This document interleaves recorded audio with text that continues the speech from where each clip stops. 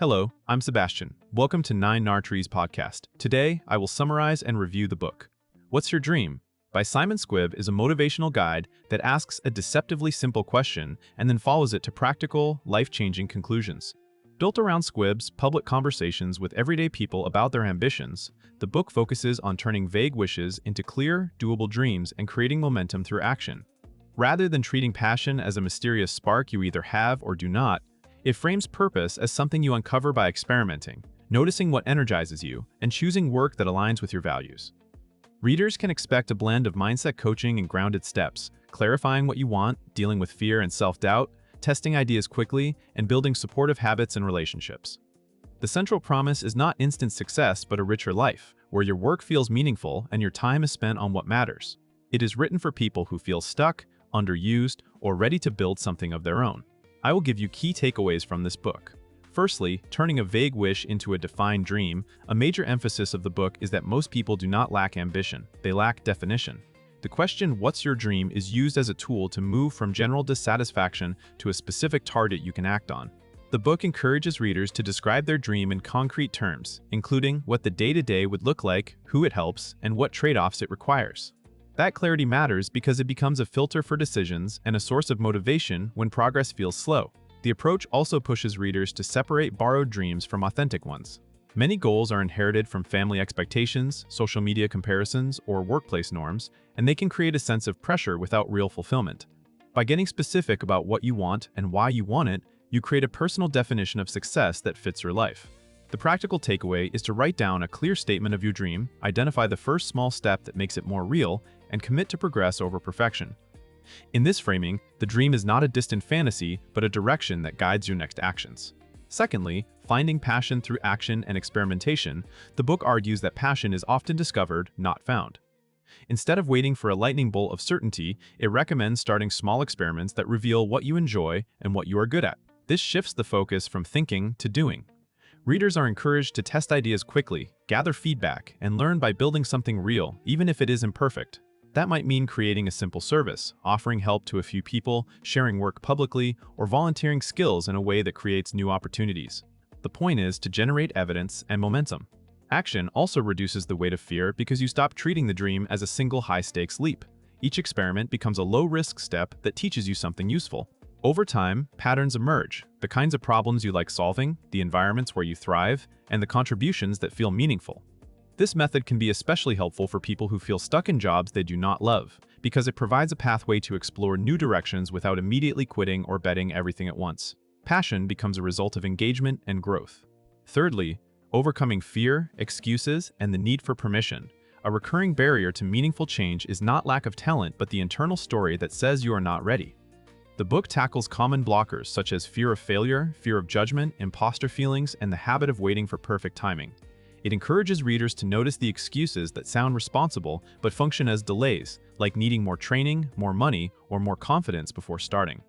Instead of trying to eliminate fear, the approach is to act alongside it, using small steps that make the discomfort manageable. Another theme is permission.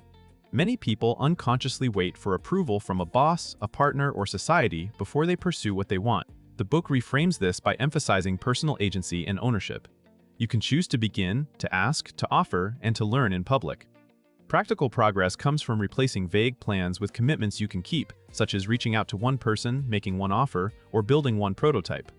By shifting attention from imagined outcomes to controllable actions, readers can build confidence through repetition and reduce the power of self-doubt. Fourthly, building meaningful work and a life that feels rich. Beyond career advice, the book connects work choices to a broader definition of a richer life. Richness is treated as more than money. It includes autonomy, time, relationships, and the satisfaction of using your abilities in service of something you care about. This topic emphasizes aligning your daily efforts with your values, so that progress is not only measured by income or status, but also by energy, purpose, and impact. The book encourages readers to examine what they want their work to provide: creativity, security, contribution, flexibility, or community. It also highlights that meaningful work can be built in stages. You can redesign parts of your current role, create side projects, or develop a portfolio of skills that opens new paths. The idea is to make intentional trade-offs rather than drifting into obligations that do not fit you. When work is aligned, it becomes easier to sustain effort and avoid burnout. Readers are pushed to think about the life they are building through their routines, not just the goals they set. A richer life emerges from consistent choices that protect what matters and reduce regret. Lastly, creating momentum with habits, support, and real-world feedback, dreams become durable when they are supported by systems. The book highlights the importance of habits that keep you moving, especially when motivation fades. That can include scheduled time for your dream, simple weekly targets, and routines that make progress automatic. It also emphasizes the role of people. Encouragement, accountability, and collaboration can dramatically increase the odds that you follow through. The book points readers toward building a network by asking for help, offering value, and learning from others who are already taking action. Another key element is feedback from the real world. Instead of polishing an idea in isolation, you learn faster by sharing it, selling it, or delivering it to someone than improving based on what happens. This reduces wasted effort and builds confidence because you see proof that your actions create results. Momentum is presented as a compounding force. Small, consistent actions create skills, contacts, opportunities, and clearer direction. The book encourages a mindset of iteration, where setbacks are treated as information. With habits, support, and feedback, the dream becomes a project you manage, not a hope you postpone. In conclusion, this book is best for readers who feel stuck in a job they do not love, people with a long-held idea they have never acted on, and anyone who wants more purpose without waiting for perfect clarity. It is also useful for aspiring entrepreneurs and creatives who need encouragement to start small, test quickly, and learn in public. The benefit is practical as well as emotional. You are guided to define what you actually want, reduce the power of fear, and build momentum through experiments and habits. That combination can improve everyday life by increasing agency, confidence, and direction, even if you do not change careers immediately. Compared with similar motivational titles that rely heavily on abstract inspiration, this one stands out for its simple framing and action-oriented focus. The repeated use of the core question helps readers cut through noise and get to what matters, while the emphasis on small steps makes change feel achievable. If you want a book that pushes you to do something real, not just think about it, it is worth buying as a practical companion for building meaningful work and a richer life on your own terms. If you would like to support Simon Squibb, you can buy the book through the Amazon link I've provided in the podcast description.